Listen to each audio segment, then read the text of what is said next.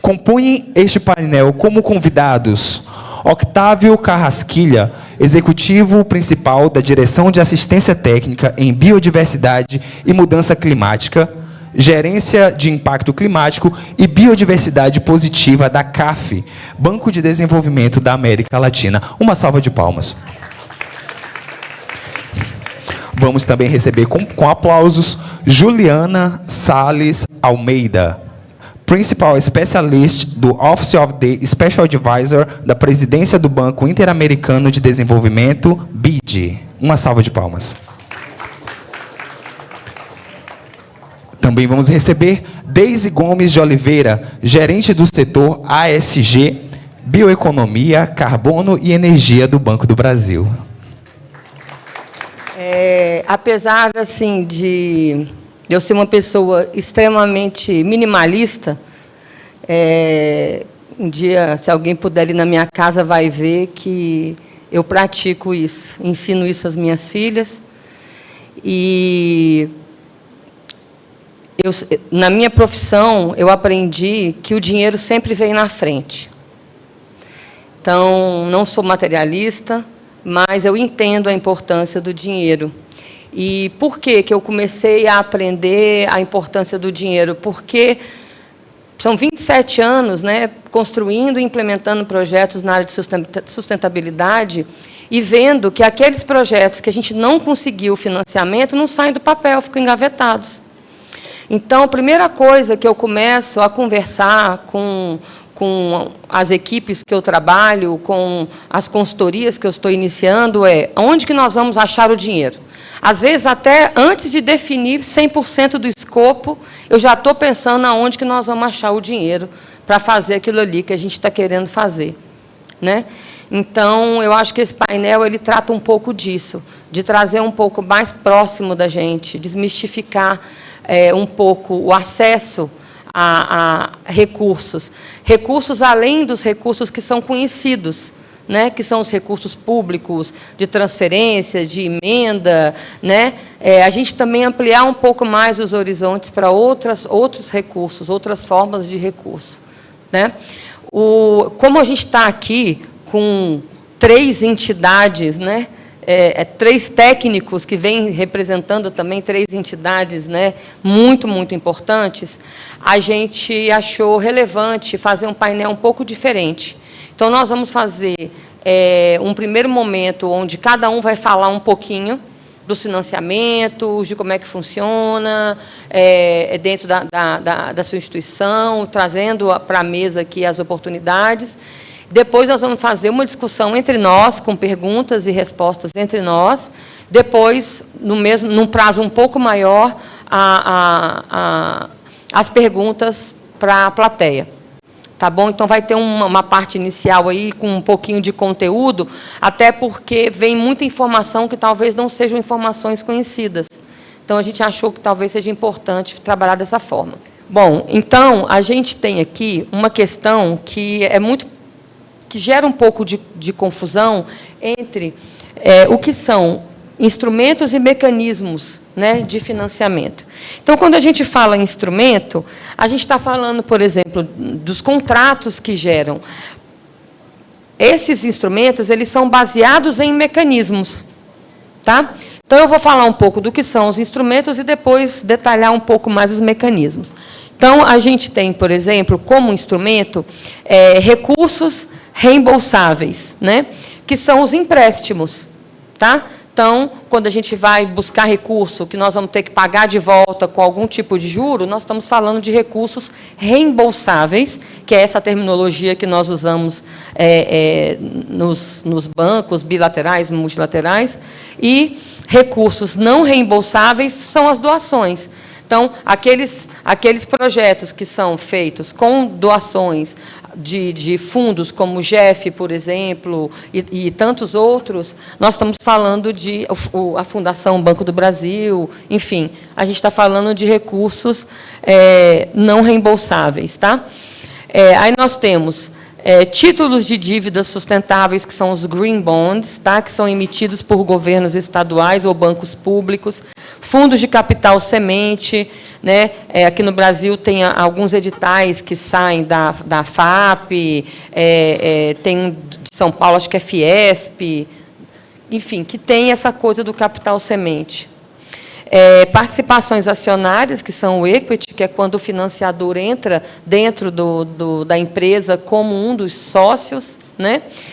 E temos as garantias de crédito, tá? Tem uma ação muito inovadora agora do FNG da Colômbia, pela dificuldade de se conseguir garantias. Então, foi-se criado esse instrumento na Colômbia, que pode ser replicado, né, e deve ser replicado, para justamente gerar garantias de empréstimo, tendo menos inadimplência. Bom, então, aqui os mecanismos, né, a gente tem os fundos dedicados, né? Por exemplo, o Fundo Amazônia do BNDES, ele é um fundo dedicado aqui à Amazônia, tá? Ele tem diversas fontes, diversos doadores, né, que colocam o dinheiro ali, e ele é gerido pelo BNDES. Dentro do BID tem o Amazon Bioeconomy Fund, que é um fundo de recursos do GCF, gerido pelo BID, tá? Que depois o BID vai poder falar um pouquinho melhor, no caso, a Juliana.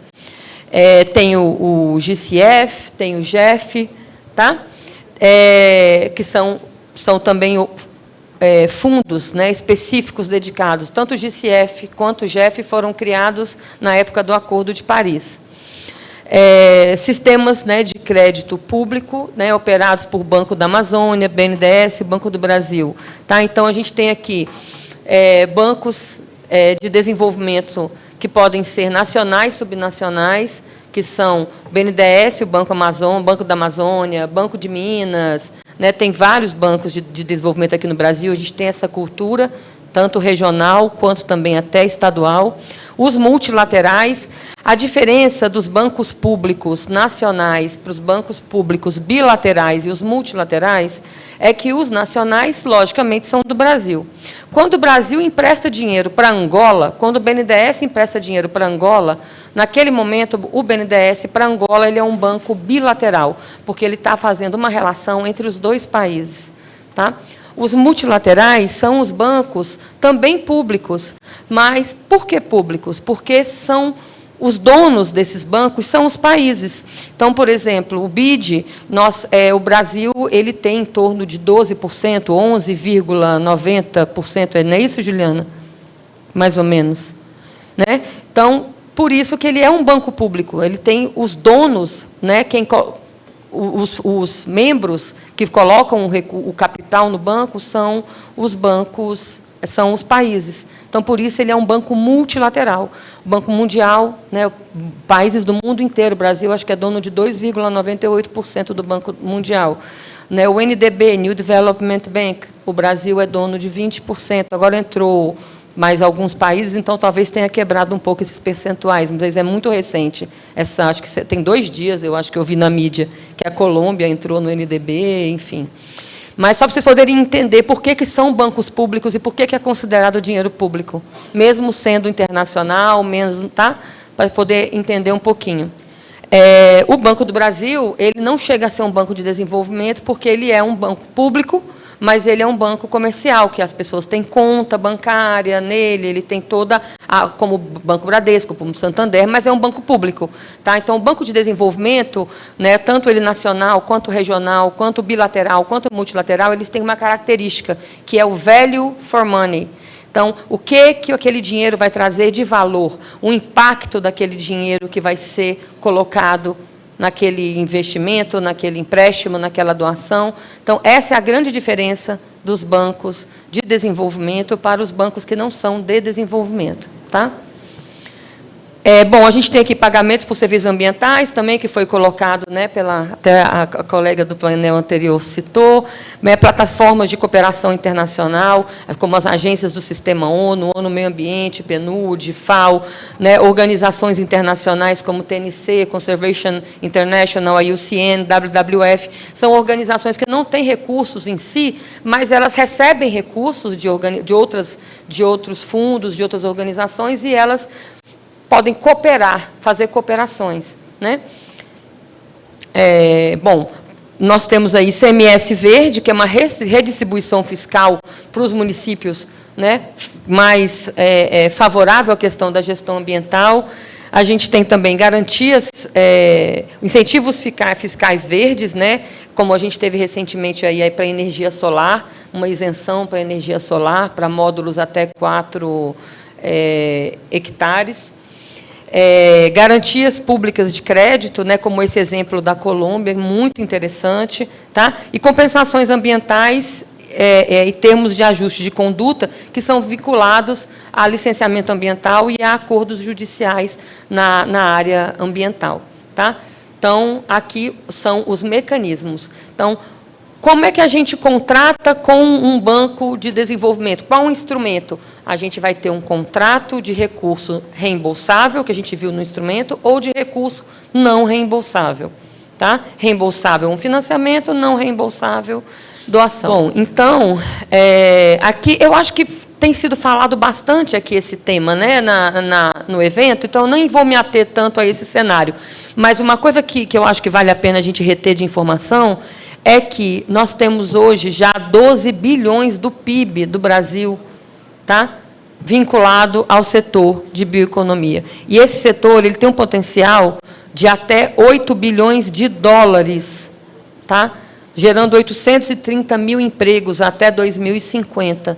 A fonte desses dados é a WRI Brasil, é uma organização americana de pesquisa e informação, muito séria, e a Conservation International, que eu também citei anteriormente. Tá, então, acho que de mais relevante também, eu acho que é importante também citar o apoio, né, dos bancos e das cooperações também para a criação aí de 2 parques, né, de bioeconomia, o Parque de Bioeconomia da Amazônia, o Centro de Inovação de Bioeconomia de Belém, que é já um delivery da COP. Tá? O BID está apoiando o Brasil na estruturação do Plano Nacional de Bioeconomia, que foi uma das palestras mais cedo, até o Mark aqui está presente, falou a respeito, tá certo? E a COP30, obviamente, né, é uma oportunidade da gente estar trabalhando e mobilizando recursos. A gente está falando, vou falar um pouquinho também da bioeconomia nos países amazônicos, não só aqui no Brasil, mas muito en passant, né?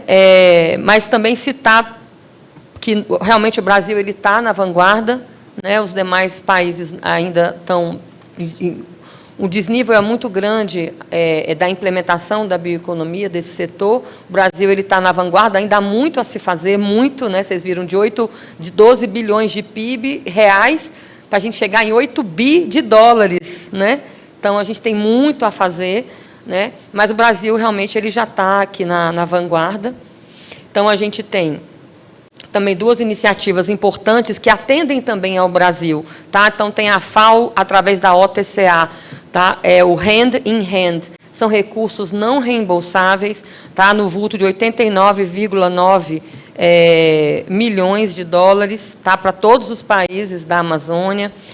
O Amazon Bioeconomy Fund, do BID, com 600 milhões de dólares.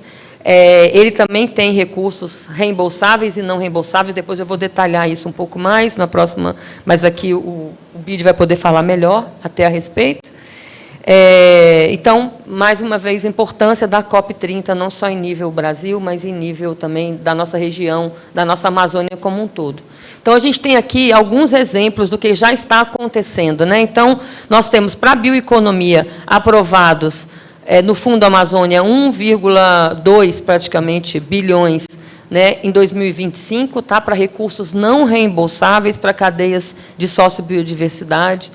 O BB Amazônia acabou de ser assinado, né, junto o BID com o GCF, né, e o Banco do Brasil, 250 milhões de dólares reembolsáveis, ou seja, para operações de crédito, e 8,8 milhões de dólares para recursos não reembolsáveis para bioempresas. Tá? A Amabio, com o Banco da Amazônia, mais a AFD, que a AFD é um dos bancos bilaterais de desenvolvimento da França, são 80 milhões de dólares reembolsáveis e 2 milhões de dólares, não, desculpa, euros, 80 milhões de euros reembolsáveis e 2 milhões não reembolsáveis para crédito produtivo na região. Tem também o GF, KfW, também com doações voltadas à restauração e inovação produtiva. Eu não, até o dia de hoje, eu não recebi deles, eu tinha pedido e não recebi deles os valores. Tá? Por isso que não estão aqui. ICMS verde, né, que tem sido bem aplicado, a exemplo do Pará, acho que o Acre também tem alguns exemplos bem interessantes. A Floresta Mais, da Amazônia, que é o Ministério do Meio Ambiente com o PNUD, e o GCF, 700 milhões de dólares em pagamentos para serviços ambientais, incluindo sociobiodiversidade e bioeconomia. E a Estratégia Nacional de Bioeconomia, que está em construção, junto aí com o BID, tá?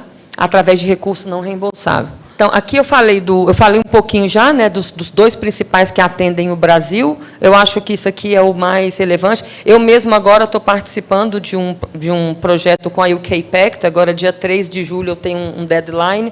É um recurso não reembolsável para a Bolívia e para o Peru, para ações de financiamento de biodiversidade. Né? Então, o que eu estou mostrando com todos esses dados? É que o dinheiro está aí. O dinheiro está aí. A dificuldade é saber que ele existe e saber como acessá-lo, mas ele existe. Tá? Então, os desafios, eu já comecei falando, né? Então, baixo conhecimento a respeito da existência desses mecanismos disponíveis, né? Que dificultam o acesso para as prefeituras, para as cooperativas, para os povos indígenas, para as comunidades tradicionais, né? Enfim, para a organização da sociedade civil. Eu estava conversando, o Ministério do Meio Ambiente e o Ministério das Cidades lançaram agora um edital muito interessante na área de resiliência climática, e o grande medo deles é que as organizações não apresentem propostas, porque muitas das vezes é difícil chegar a informação na ponta. Tá? Critérios de elegibilidade, né, complexos, exigindo, né, projetos mais estruturados tecnicamente, o que não tem muitas vezes como a gente fugir disso, ainda mais se falando de Amazônia, que tem uma série de questões, né, mas a gente pode pensar em soluções para isso. Governança fragmentada, né, pouca articulação entre os entes federativos e até entre os países da OTCA. O déficit de infraestrutura e conectividade. Outro dia teve uma operação que eu trabalhei nela aqui na Amazônia, na região de Porto Velho, que a gente não conseguiu concluir a operação porque a instituição achou que não era viável que a produção escoasse na forma e valor que a gente tinha pensado na proposta. E a gente acabou que não conseguiu convencê-los do contrário, de que realmente a estrutura necessária para escoar seja viável. Né? Então, esse também é uma dificuldade que a gente pode se deparar. A ausência de mecanismos e instrumentos adaptados à realidade econômica, né, de base comunitária e não convencional. Então, a gente não pode falar de desafios sem falar das soluções, né? Vamos sempre concluir com uma agenda positiva. Então, ampliar as ações de divulgação, capacitação local sobre os mecanismos de financiamento, integrar investimentos em infraestrutura e conectividade aos planos de bioeconomia, desenvolver mecanismos, né, mais adequados, simplificar critérios quando for possível, né, para melhorar o acesso, ampliar a articulação, né, investimentos em infraestrutura e conectividade para ter mais facilidade, né, na questão do acesso aos mercados.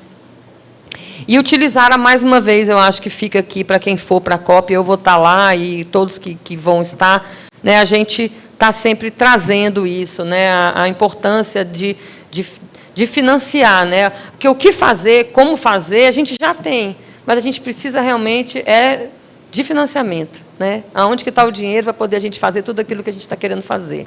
Tá? Então, Então, mais uma vez, aí chamando para a COP30.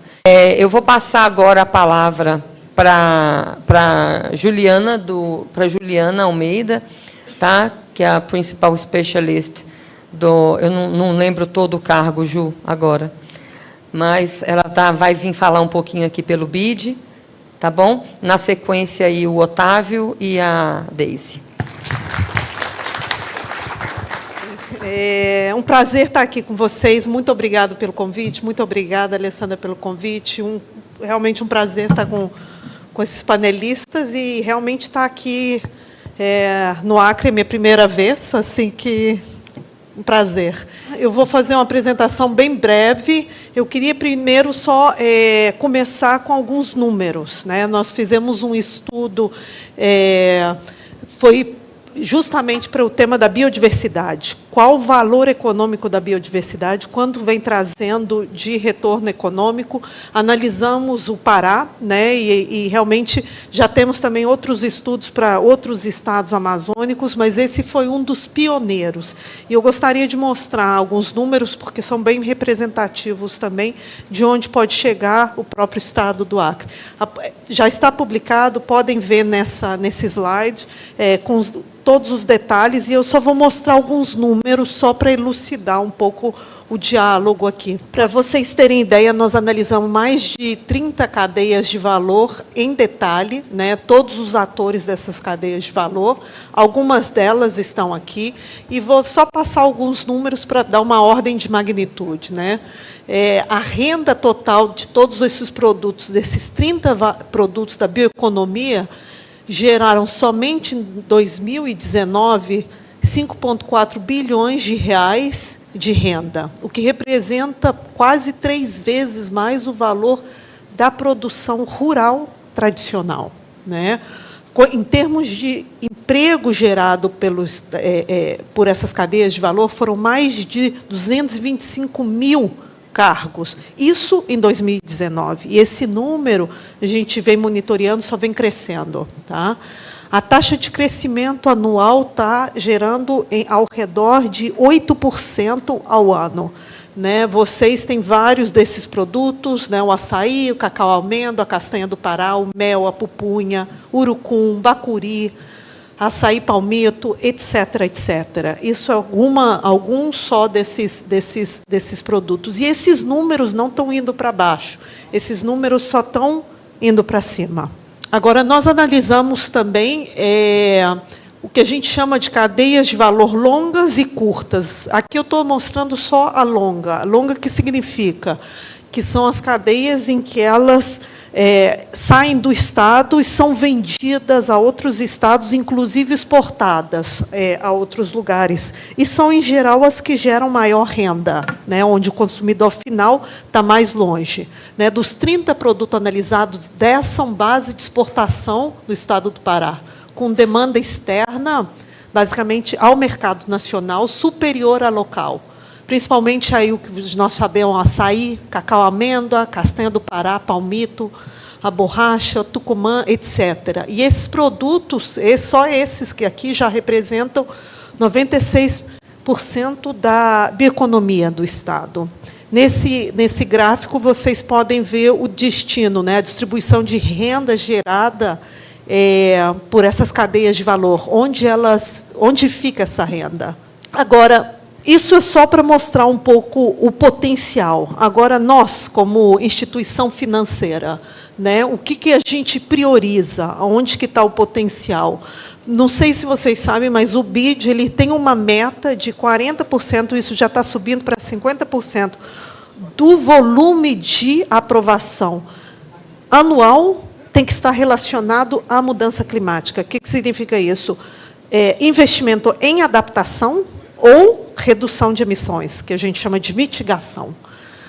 Também temos uma meta de financiamento verde, que é um pouco mais ampla, são todas as linhas de investimento que ajudam projetos de sustentabilidade em geral, e temos que 100%, uma meta de 100% dos projetos tem que estar alinhada ao Acordo de Paris. E por que eu gostaria de senhalar de ressaltar esse último critério? O que significa isso? Significa que, para a gente dar um financiamento, né? Já seja para a empresa, já seja para um governo, que a gente financia os dois lados, público e privado, a gente faz uma identificação de risco primeiro, né? O investimento, esse pedido de investimento, esse projeto, ele representa um risco à trajetória de redução de emissões do país. O Brasil tem a NDC, que é a meta do país de cumprimento com o Acordo de Paris, né? E tem uma meta de redução de emissões. E um fator importantíssimo dessa meta está relacionada justamente à diminuição do desmatamento. A maior parte das emissões do Brasil e da América Latina em geral, mais de 40%, vem do desmatamento. Vem do setor que a gente chama FOLO, setor agropecuário. Gás metano de pecuária e desmatamento. Desmatamento é a maior fonte de emissões da América Latina, a maior fonte de emissões do Brasil. Então, o projeto pode, direto ou indiretamente, estar fomentando o desmatamento? Quais são as causas do risco e as medidas que podem ser tomadas para eliminar esse risco? Isso significa alinhar 100% ao Acordo de Paris. Então, por exemplo, um projeto aqui no Estado, né? O que a gente olha num projeto, se, por exemplo, o governo ou o setor privado do Acre nos pede financiamento? Primeira coisa que a gente olha é a situação da taxa de desmatamento. Está sob controle, está aumentando, está diminuindo. Então, aqui exatamente uma análise que a gente fez para um pedido recente, né, em que mostra um pouco como é que tem flutuado o desmatamento no Estado. Qual que é o fator de risco? Por que está acontecendo isso? E aí a gente analisou, e está saindo um pouquinho, mas o primeiro gráfico ali significa o aumento da superfície de área agrícola. E o segundo, o aumento da superfície de área de pastagem, né? Então, isso está intrinsecamente relacionado à redução da área de cobertura vegetal e aumento da área de plantação de produtos agropecuários e pastagem. Então, qual que é o risco que a gente vê aqui? Um risco em relação ao desmatamento. Como que a gente pode fazer para diminuir esse risco, para poder financiar? Então, uma parte de um projeto aqui estaria bem associada a apoiar o Estado nessa redução desse risco, né? Então, por exemplo, considerações aqui que estão sendo incluídas: adesão, ajuda para adesão ao CAR e ao Programa de Regularização Ambiental, né, o PRA, que é um programa muito importante que tem o Estado. Também parte do financiamento para a restauração florestal. O Estado também tem olhado muito o tema do SAF, né, Sistema Agroflorestais, né, e é super importante, porque é justamente uma maneira que a gente tem de conservar a floresta em pé, floresta nativa, e, ao passo que também produzir renda através dessa floresta nativa, né?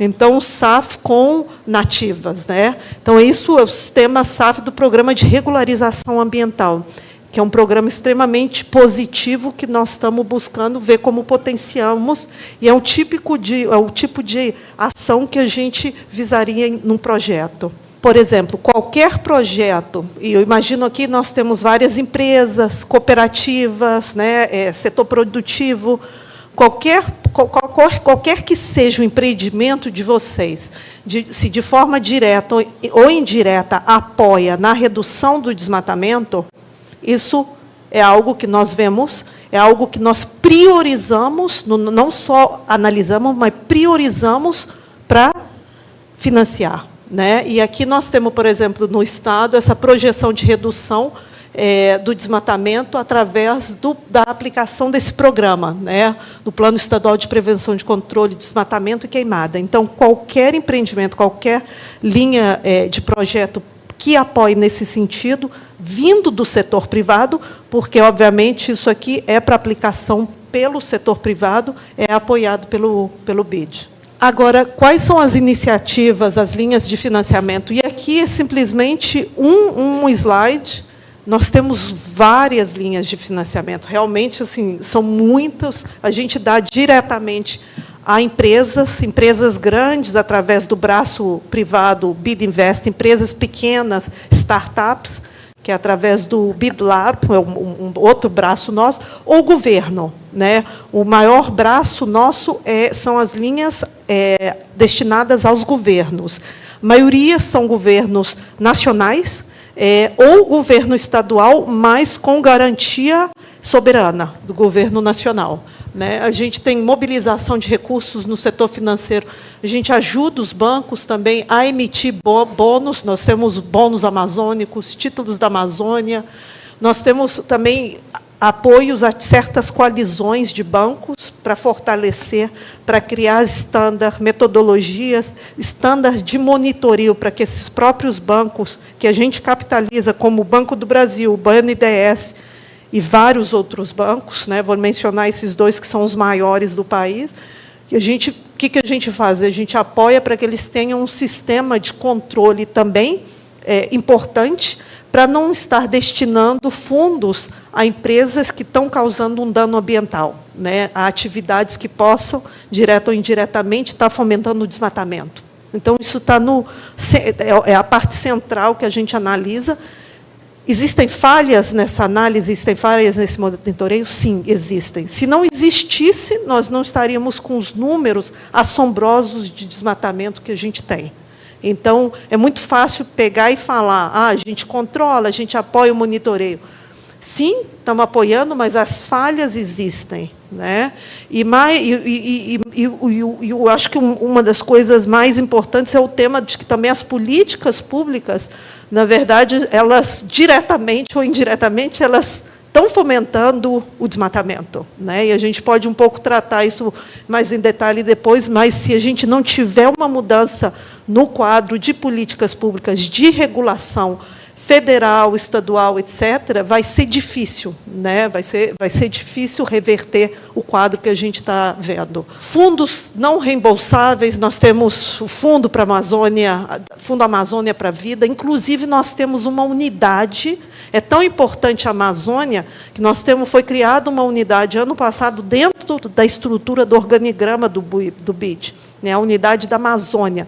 Nós temos uma equipe de dezenas de pessoas que se focalizam em apoiar os países amazônicos, não é só o Brasil, né, nós temos vários países amazônicos, mas é justamente só para apoiar esse setor. E, obviamente, a bioeconomia é um dos carros-chefes em termos de apoio.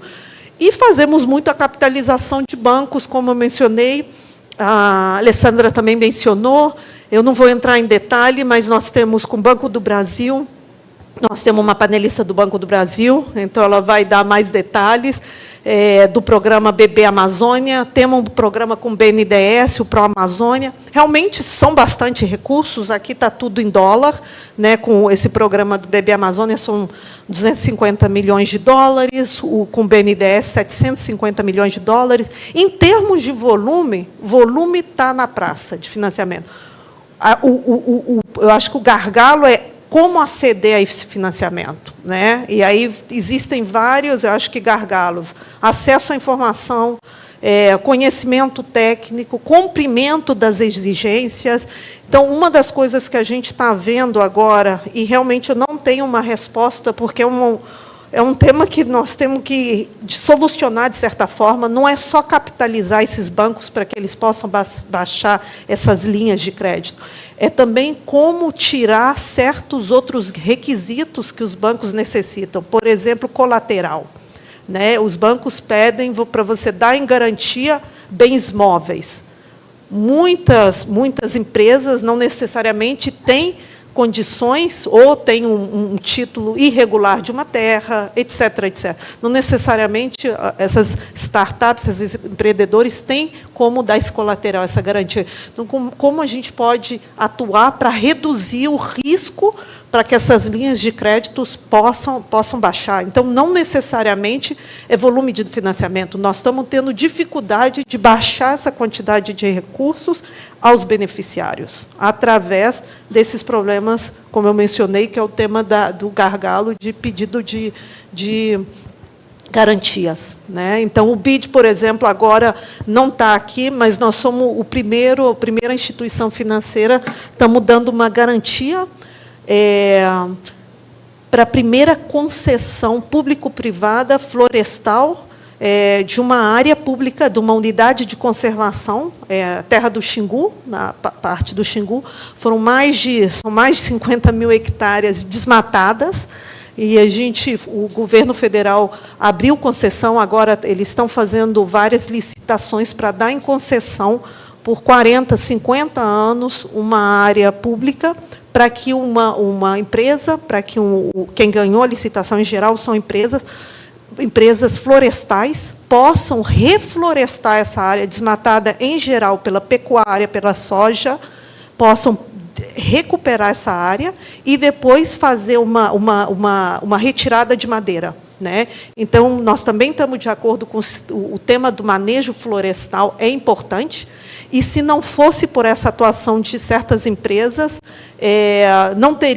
realmente não existiria recursos públicos, e não existe recursos públicos, seja em qualquer esfera, federal, nacional, suficiente para reflorestar a quantidade de hectares que já foram desmatadas, né? Então, tem que ser realmente um privado entrando, e o privado tem que, economicamente, isso tem que ser viável. E a viabilidade vem porque esse privado, depois, ele retira uma certa camada de madeira que ele vai vender e mercado de carbono, né? Então, essa empresa também está vendendo crédito de carbono. Então, o BID entrou para dar uma garantia. A empresa não entraria, porque é um negócio super arriscado, então não teriam entrado se não tivesse tido a garantia. Então, é um tema importantíssimo que a gente está começando a colocar mais. Não é fácil, é o tema da garantia. Tá? Colocar garantia para que diminuir o risco para que o privado se anime e faça o investimento necessário no restauro. Muito obrigada. Então, o Otávio, né, do Banco CAF, vai falar agora um pouquinho para nós. O primeiro que eu gostaria de dizer é agradecer à organização pelo convite feito para o CAF. Também dizer que o que Juliana falou quase que fez uma introdução perfeita para o que eu gostaria de falar. Porque tem muita similitude hoje em dia na banca multilateral com respeito à questão do financiamento. É quase a mesma coisa. Por exemplo, nós já tivemos um aumento de 30% de financiamento verde anual, a gente já passou para 40% e a gente vai pular para o ano que vem para os 50%. Aí essa questão vai botando um desafio muito enorme para o banco. A Alessandra dizia na nossa introdução que se precisa dos recursos, mas nós, os bancos, falamos que precisamos dos bons projetos.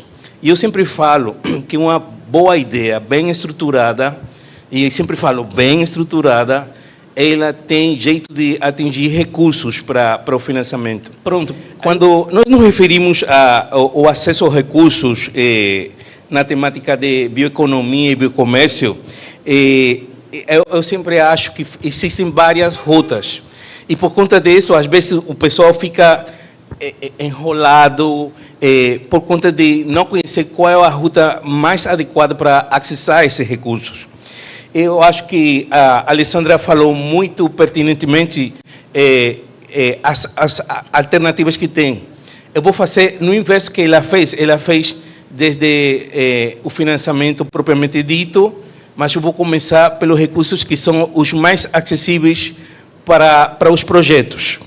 Então, eu vou falar inicialmente sobre os 3 maiores fundos que têm verdes climáticos na atualidade, e eu sei que o Brasil tem projetos nesses fundos, e eu acho que o tema de bioeconomia, que a gente no banco chama de biocomércio, porque são produtos, essencialmente, produtos florestais não madeiráveis, tem muito possibilidade de aceder a esses recursos. Por exemplo, no caso dos recursos que vêm provenientes do Fundo para o Meio Ambiente Mundial, o GEF, que a gente conhece com esse nome. Quando temas são vinculados essencialmente com a biodiversidade, através de algumas temáticas que são chaves. Uso sustentável da biodiversidade, cadeias de valor basadas na biodiversidade nativa, essencialmente, e meios de vida sustentáveis e políticas de mercado, o projeto tem muitas oportunidades de ser aprovado pelo GEF. E esse recurso, essencialmente, é recurso de doação. Eu botei aí o contato da pessoa. Cada fundo no Brasil tem uma instituição que é responsável por apresentar tanto os projetos, o aval do projeto para a instituição, o fundo, mas também de receber as propostas.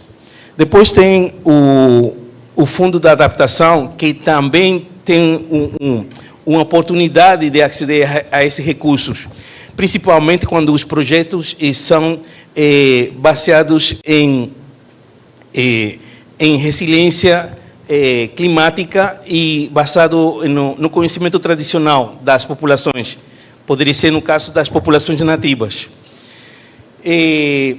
Também tem o próprio Green Climate Fund. Eu esteve revisando antes de vir para cá os projetos que tem na base de dados, e tem projetos que não são propriamente ditos de bioeconomia, mas quando você vem no conteúdo deles, você pode ter a certeza que o projeto tem, dentro de seus componentes, essas temáticas. Aí, os temas a que eles dão prioridade é adaptação basada na biodiversidade, que é parecido com o tema do Fundo de Adaptação, que é meios de vida sustentáveis em zonas vulneráveis. Agora lembro, mitigação via manejo florestal, que foi o tema que presidiu a turma que estava falando aqui antes de nós, e aí ali fica o contato da pessoa para vocês. Também eu quero dizer falar que no banco nós temos disposição de apoiar quando a solicitude vem encaminhada pela instituição responsável de algum desses fundos. Nós dispomos de algum recurso para ajudar no processo inicial de estruturação dos projetos, porque a gente sabe que, geralmente, esses projetos, o nível técnico de exigência é muito alto. Então, geralmente, os projetos estruturados ou as notas de conceitos elaboradas para acceder a esses recursos é muito exigente. Aí, então, nós dispomos de uma fonte de uma cooperação técnica interna que permite acceder a recursos para estruturar projetos. Ali a gente tem a disposição também de apoiar nesse processo. A gente tem que falar que, desde 2015, a CAF ela é uma agência implementadora de projetos, tanto do Green Climate Fund, do GEF, do Fundo de Adaptação. E nós temos, como já falei, uma cooperação que nos permite apoiar no processo de estruturação, através dessa cooperação técnica, os projetos. A única coisa que precisa para acceder a esse recurso de cooperação técnica é ter a solicitude formal do ponto focal operativo, que eu já mencionei nas lâminas anteriores, e também falar que, no caso do Green Climate Fund, eles também têm uma disposição de recursos para o processo de fechamento de brechas para a informação que precisa para estruturar projetos. E ela pode atingir um monto de até $1 milhão, dependendo do tamanho do projeto. Eu trabalho, que eu não falei no início, na gerência de biodiversidade positiva e mudanças climáticas. De ação climática e biodiversidade positiva.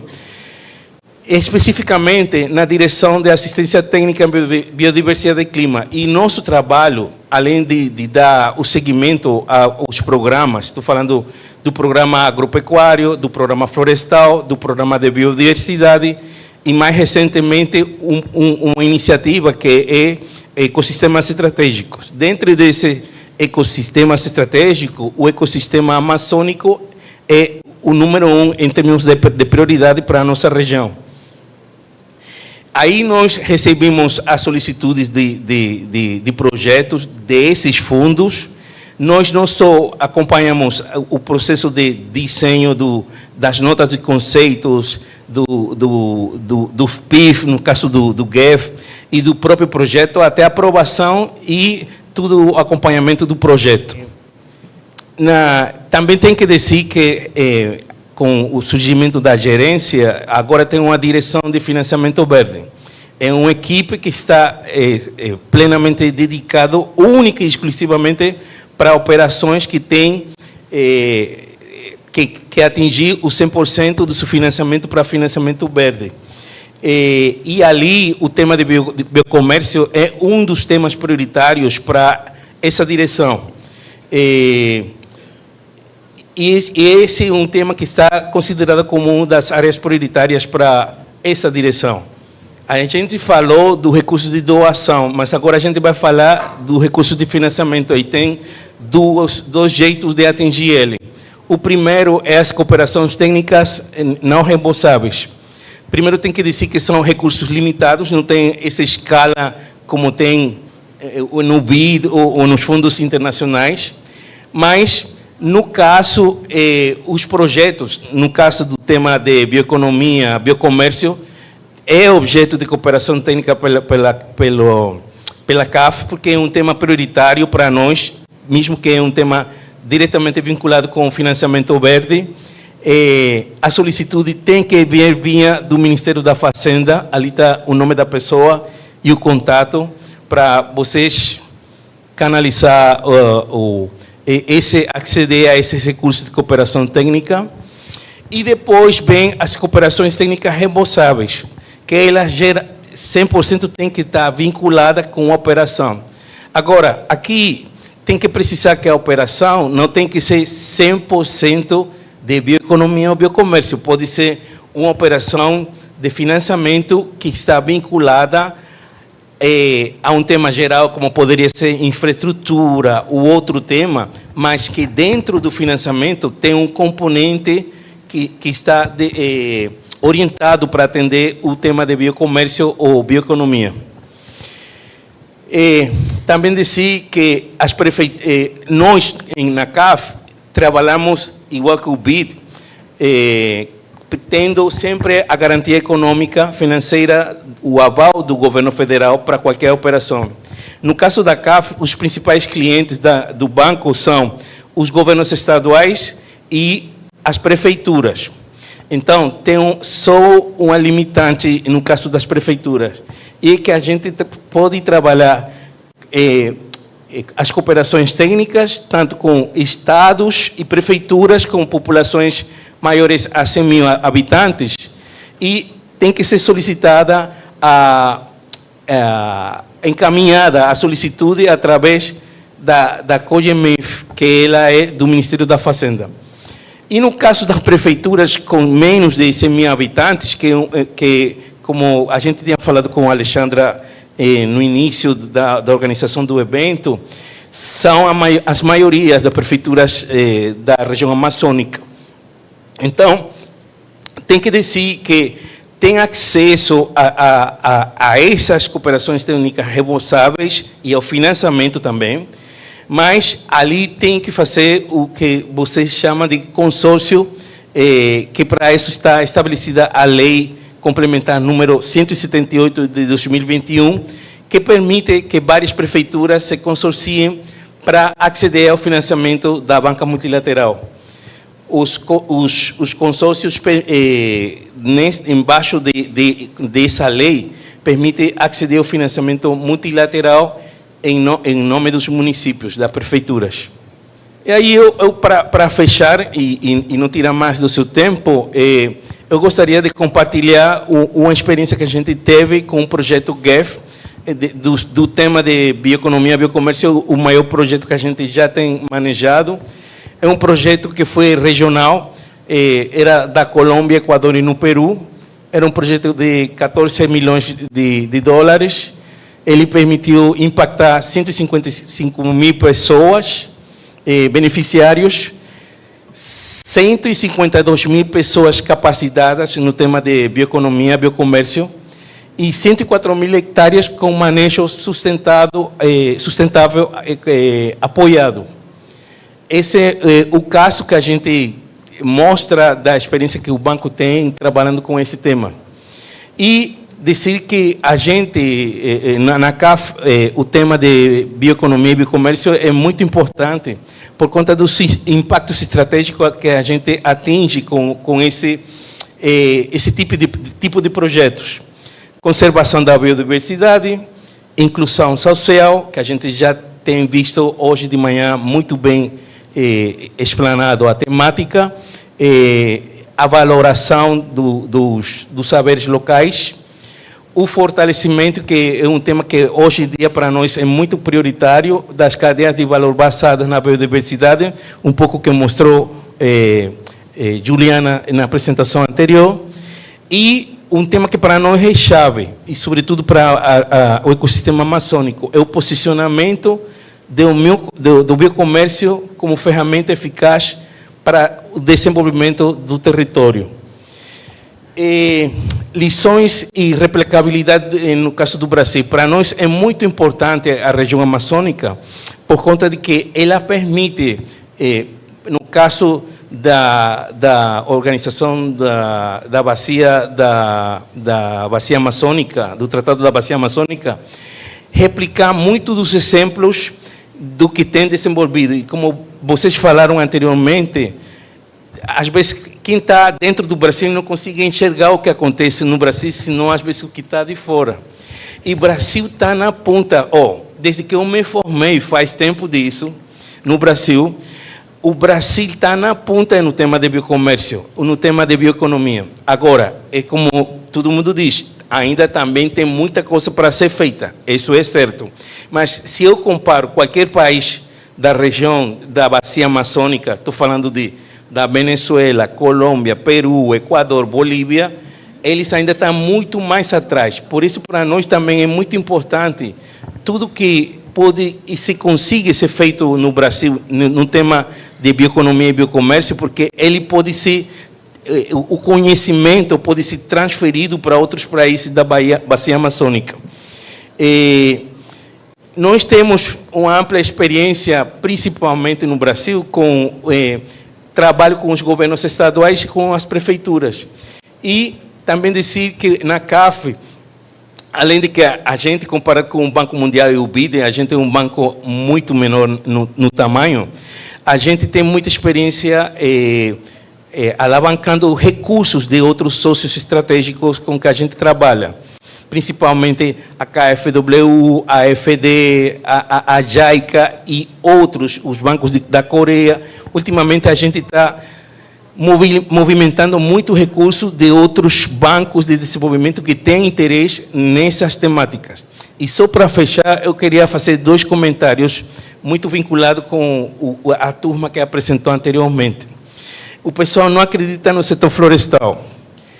No Uruguai, que é um país que não é florestal, o ano passado, o ingresso nas exportações, não no ingresso no interno, o setor florestal conseguiu produzir 4.700 milhões de dólares.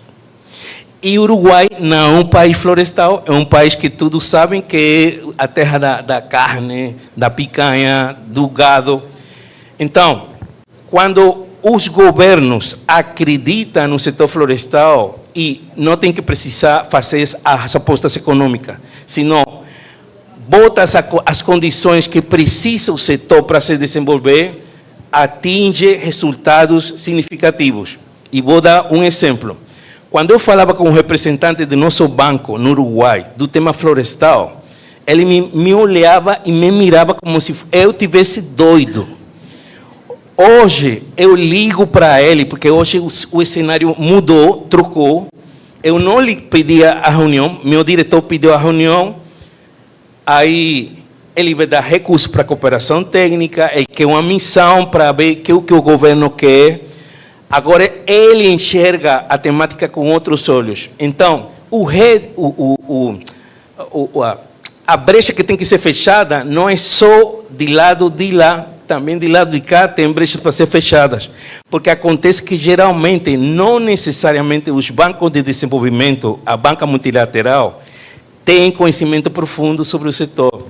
Eu acredito que o setor de biocomércio e bioeconomia vai precisar de fazer mudanças sérias para se posicionar nas economias da região da Bacia Amazônica. Obrigado. Então, agora vamos chamar aí a Deise, do Banco do Brasil, para falar um pouquinho para nós. Boa tarde a todos e todas. Primeiramente, queria agradecer a Alessandra pelo convite, o Chay por patrocinar minha presença. Eu vou falar um pouquinho sobre as ações que o Banco do Brasil está fazendo na área de bioeconomia, principalmente aqui na região da Amazônia. O que a gente identificou? O banco sempre, né, o banco aí mais de 200 anos, trabalhando, inclusive no financiamento, no PRONAF, no recurso do Tesouro Nacional, mas o que identificou? Que a gente tem a região, principalmente das comunidades, né, dos ribeirinhos, quilombolas, dos povos originários, que a gente precisaria ter um olhar diferente para oferecer esse financiamento, que não teria que ser como as outras áreas que o banco já faz. Então, no início do primeiro semestre de 2023, o banco fez um estudo em parceria com o BID para poder identificar tanto essas características da sociobioeconomia e também dos povos que atuam nela aqui na região da Amazônia. Depois fizemos parcerias também com o MMA, após com o ICS, e em primeiro semestre de 2024, o banco lançou um evento para impulsionar a sociobioeconomia em Belém do Pará e criou o Hub de Financiamento da Bioeconomia, com a apresentação de uma carta consulta do Banco Mundial. Então, aqui, para a gente falar dos eixos de atuação da sociobioeconomia, a gente trabalha em 4 eixos, que é a agricultura familiar, que é fomentar o desembolso de linhas de agricultura familiar pelo PRONAF, só que com um olhar diferente, com essa criação do Hub, para a gente estar mais próximo desse pecuarista, né, desses povos, dessas comunidades tradicionais, um atendimento especializado e local. Então, a gente vai até a localidade onde eles estão atuando, e não só no acesso que antes eram, quando eles iam à agência procurar essa linha de financiamento. E o que a gente está fazendo também para viabilizar? Revendo os processos para facilitar essa linha, tanto de cadastro, abertura de contas. O próximo eixo é das cooperativas. A gente quer impulsionar a atuação via cooperativas e associação, trabalhando junto com elas para eles serem agentes do crédito junto com o banco, sendo sendo Coban, sendo a TNI, e poder, junto com seus cooperados, poder trabalhar essas possibilidades de crédito aí na cooperativa, viabilizando aí o apoio, tanto do atendimento para as cooperativas, linha de crédito para cooperativas e associações, quanto para os seus cooperados. No próximo eixo, a gente tem a cadeia de valor, que é impulsionar a atuação das cadeias de valor. A gente, por exemplo, tem uma parceria com a Natura, que é uma cadeia de valor, onde, em parceria, quando a gente tem esses produtores, ela valida a compra dessa produção, garantindo aí que eles vão ter o recebimento dessa produção que eles tiver quando eles fazem o financiamento. E, por último, no eixo, é a parcerias estratégicas. Então, a gente tem parceria com BID, MMA, WB, ICS, para captar recursos para essas linhas de financiamento, atuar em projetos e em estratégias de ações aí para essa atuação da bioeconomia. Aqui são os fóruns de ativação de crédito. Então, quando a gente coloca que a gente está indo no local atender esses povos, então a gente tem aí um desenho até o final de 2025 de realizar mais 10 fóruns, em parceria com o MMA, foi definido locais estratégicos para o banco e parceiros e INCRA fazer ações de educação financeira, regularização ambiental e de documentação, emissão de CAF, cadastro e abertura de conta. Então, a gente, nesses eventos, leva a antena para ter acesso à internet.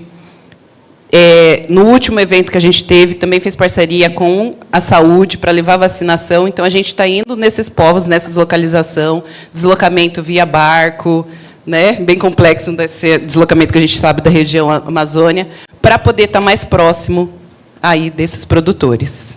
E aqui é para falar dessa parceria que a gente tem com o BID, que é a formação de agentes de crédito da bioeconomia. Então, uma iniciativa entre o BID, MMA e o Banco do Brasil, Mundial e ICS, onde vai ser credenciados 50 agentes com critérios sociais de seleção das áreas, vão ser pessoas locais, onde entende, tem a cultura, a valorização do seu trabalho para poder fazer esse trabalho de educação financeira, acesso ao crédito, assistência técnica, com um potencial aí de 3.500 famílias no atendimento, com o financiamento de até 250 milhões nessas operações aí, disso. Então, essas operações de 50 milhões, fazendo associação aí com as outras apresentações, para linhas de créditos reembolsáveis. E o que tem diferenciais na linha de crédito não reembolsáveis é na questão dos riscos. Quando empresas, cooperativas vão fazer, você tem a questão de riscos, estudos de créditos, e vai poder facilitar o risco no questões que já falaram, sobre não ter a propriedade, que é uma garantia que é avaliada. Então, tudo isso vai ser avaliado e o banco está vendo esse diferencial para fazer essa diferença. Obrigada.